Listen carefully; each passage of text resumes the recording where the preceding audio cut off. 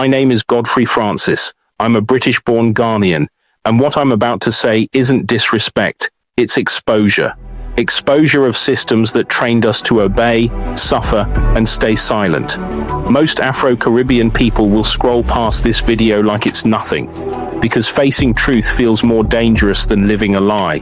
Some will stay silent in the comments, hide behind respect for elders, but deep down, they know I'm speaking on something they've avoided.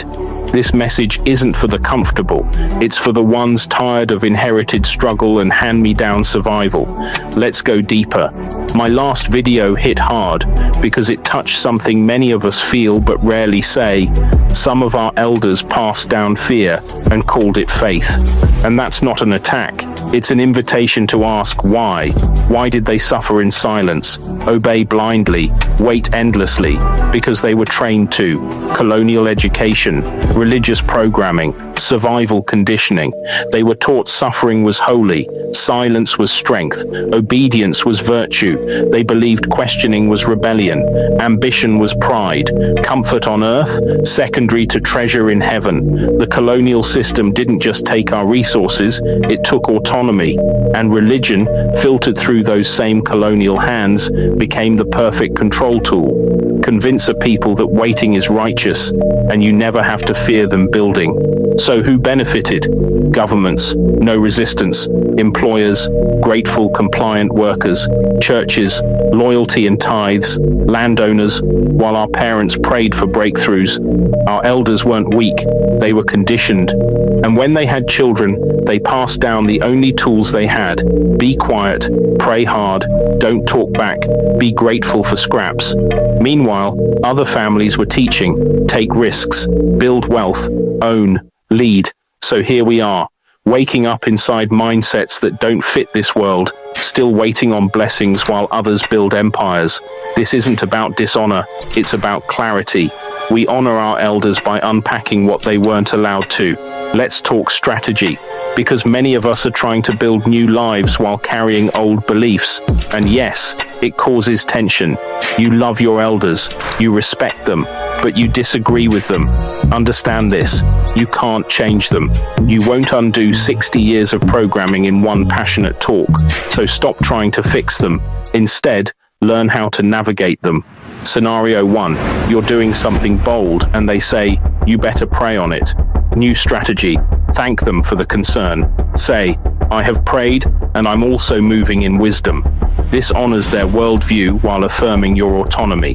Scenario 2, you're talking about success or money and they shift to be humble or God will provide. New strategy, say, yes, God provides, and He gave us the power to provide too. I'm just using what He gave. Use their language, but shift the lens. Scenario 3, you want to set boundaries, and they accuse you of dishonor or pride. New strategy, set the boundary anyway, with love. Say, this isn't about pride, it's about peace. I want a healthy relationship, and this helps me show up better for both of us. They might not like it, but clarity is still respect. The mindset they gave us, built for survival, the mindset we need, built for ownership and vision. We're not abandoning them by evolving. We're ending the cycle they were trapped in. Let's be real. Some will hear this and feel offended. That's okay. Truth often feels like attack until it becomes healing. We're not blaming our elders. We're exposing the system that shaped them. And if we don't unpack it, we'll pass it down, just with newer clothes and more modern language. So what's the goal? Stop debating, speak in their language, move in your power, love them deeply, live your truth boldly, because when you stop arguing and start embodying the shift, they'll feel it, even if they never say it. And that might be the most powerful testimony of all. Most Afro-Caribbean people have been raised on a steady diet of respectability, silence, and emotional suppression. As a video content creator, my content is not designed to entertain. It exposes hardcore truth. And when you expose people's conditioning, their first instinct isn't to engage, it's to retreat. They avoid, scroll past, or pretend they didn't hear it because deep down they know he's talking about me or my parents. People are scared to admit that they've been misled. So rather than give it a like or drop a comment, they go quiet, because engagement would be an admission that they've been living in mental chains. Silence becomes a shield, whatever the case.